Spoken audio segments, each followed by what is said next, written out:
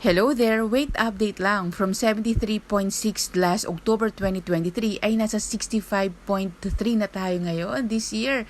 So I'm really happy for myself. At syempre, alam naman natin na mayroong mga ups and downs yung mga pag-diet natin. Kaya magtataka kayo, medyo matagal ang ating progress.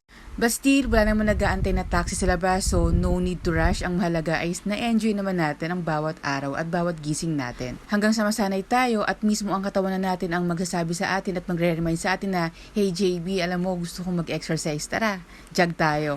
At sa sobrang pag-enjoy ko sa pag-exercise ay hindi ako nagdalawang isip na sumali dito sa office challenge namin. Actually, hindi ako after surprise. Mas after ako sa magiging resulta dito sa pag-join ko sa 7-day challenge. Alam niyo, katulismo, ang isa sa mga natutunan ko sa pag-join sa challenge na to ay kapag may goal ka, talagang gagawin mo talaga ang lahat para ma-reach yun. Kasi motivated ka, lalo na kapag nakikita mo ang resulta.